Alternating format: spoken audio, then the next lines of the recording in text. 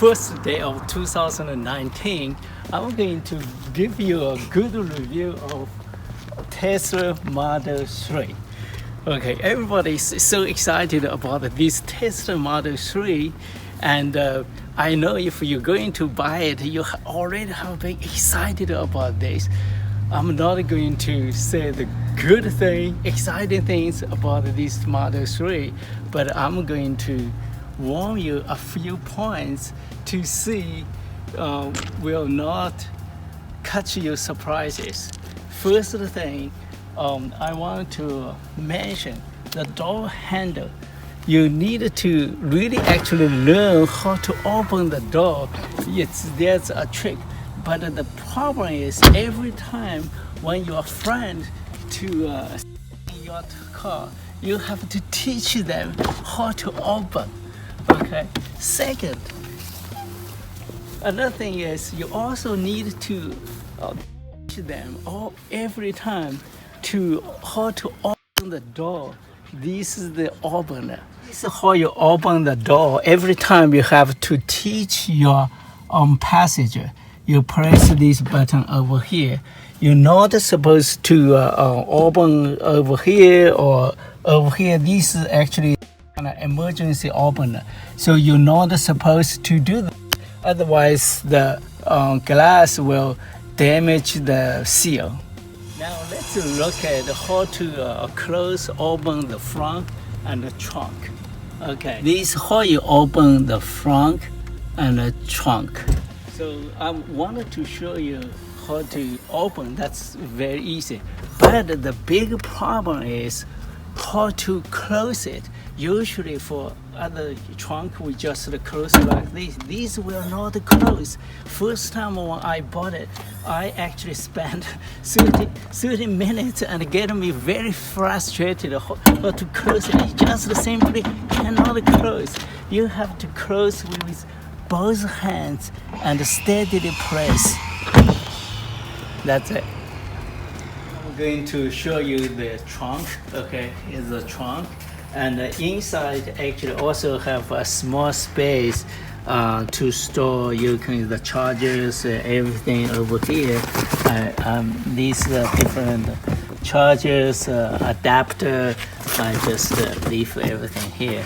Okay, so let's see how to close the trunk. Actually, you need to be a little bit tall because this actually is high. So I'm 5'9", something. So it's okay for me, but I can imagine if you are a short person, actually will have a little bit of trouble. And you also have to push down like this. Now I'm going to introduce you the stylish big screen over here, and also we have very nice steering wheel over here. However, I'm not a big person over here. You can see the steering wheel and my legs over here. I'm only 5'6", and you see it's actually crowded over here. And sometimes when I open the door and get in, actually catch my leg. So it's not actually very roomy. I think if you are a big person, you will feel like crowded. So let's go back to this big screen. It's very stylish, but also a kind of busy over here. You have to control everything from here. Sometimes when you're driving and you want to control over here, and actually can be pretty distraction for you. Okay, and so sometimes actually it's okay to have more buttons. I think over here you can just do it while you're driving instead of trying to figure out everything over here. Another thing I found it's very interesting is that in this car, especially in the cold weather, it's very easy to have kind of foggy from the windshield.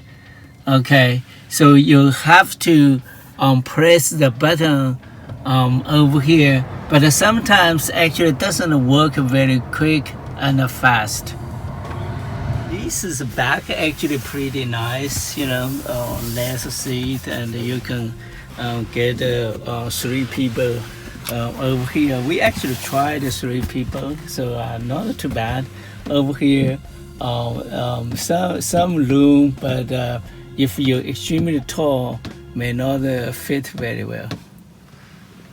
Okay, so let's take a spin to see how we drive. Actually, I already have this car for a month, so I know how it operates. So put your foot on the brake, and then just press down on the button. That means drive. Very quiet. Some people, complaining the noise. To me is noiseless. That's good, and no smell of the gas. That's another thing which is very good. Now we are sitting waiting in the red light, and the car is completely stopped and silent. So presumably it is not using any electricity, any battery. We needed to realize the Tesla Model 3 has regenerative braking function. In other words, when you stop, the car will regenerate the electricity from the active braking. It translates into a phenomenon is that when you release your foot from the accelerator, the car actually stop right away.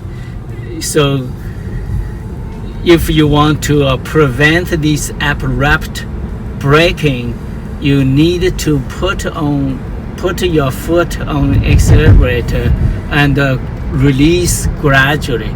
So this is the thing you actually have to learn.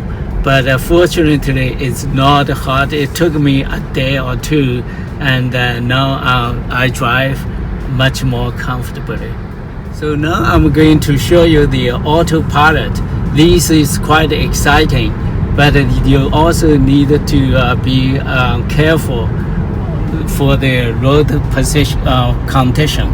So when you see this sign and shows this, right now you are in the you can start autopilot. When you start, you just press this gear handle 2 times, and now we start the autopilot. Autopiloting is very, very interesting and very exciting. This is one of the reasons I bought Tesla Model 3. However, a few things I do recommend people to remember. Number 1, the autopilot works perfect on perfect condition. Do not try on a road which has construction, or a road has very narrow lanes, or change lane abruptly. Otherwise, these can be very dangerous. I have a few instances it actually drive into another lane, and so be sure to be vigilant. And I think for now the autopilot has entertainment value instead of real drive for you. It's good when you use autopilot. Be sure to put your hands on. It's very important. Sometimes the road has constructions, and sometimes the road might wavy, and it's not safe to be in autopilot. And I think if you have a stop and going traffic, and if let you do the autopilot right here, and the speed is not very high, like 30-40 miles per hour, it could be okay and might be safer.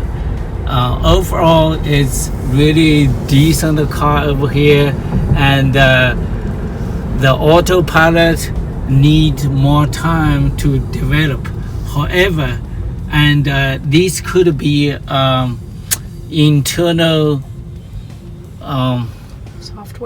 software issue, because when we see the road condition, we automatically slow down, and also will adjust. We see actually farther away. Instead, the computer has to calculate for you all the time.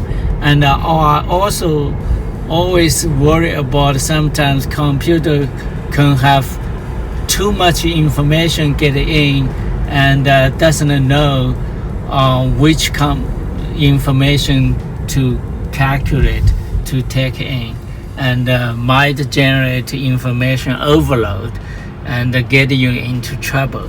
So overall, as I said, do not put too much expectation on the autopilot.